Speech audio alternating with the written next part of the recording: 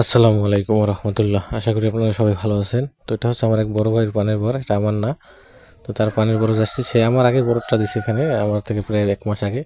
তো তার বরজ আজকে মাটি দিতেছে, কারণ এখন যেহেতু বৃষ্টির সিজন, বৃষ্টি দিয়ে আসলে মাটি ধুয়ে যায়। তো এই যে দেখেই বুঝতে পারতেছেন, এই যে আমাদের কালো ভাই আছে, সে মাটি দিতেছে। তো মাটি দেওয়ার সঠিক নিয়মটা হচ্ছে লতার দুই পাশ দিয়ে বেশি পড়বে এবং জোরে চাপ দেবেন এবং লতার উপরে হালকা ধুল দিবেন। হালকা ধুল মাটি দেওয়ার পরে সেখানে আসলে আপনি চাপ দিতে পারবেন না। আর মনের ভুলে পানির বরজে কখনো কাদামাটি ব্যবহার করবেন না।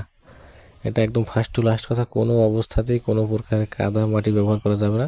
যেহেতু এখন বর্ষার সিজন, তারপরে কিন্তু আমরা ধুলমাটি ব্যবহার করতেছি, যেহেতু একটু ভিজা ভিজা, যার কারণে একটু মানে অন্যরকম দেখা যাচ্ছে, কিন্তু বাট মাটিগুলো কিন্তু শুকনো দেখা যায়। দুই পাশ দিয়ে চাপ দিতেছে এবং লতার উপরে হালকা পরিমাণে মাটি ছিটিয়ে দিতেছে, যাতে আপনার লতাটা সামান্য পরিমাণ ঢাকে আর কি।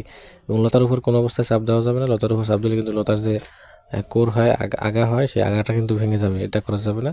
তো এভাবে সঠিক নিয়মে সাবধানতার সহিত কাজ করে আসলে লতাটা মাটি দেওয়া লাগবে আর কি। তো এটাই আপনাদেরকে দেখানো ছিল। যাই হোক, সবাই ভালো থাকবেন, সবার জন্য ভালোবাসা রইলো।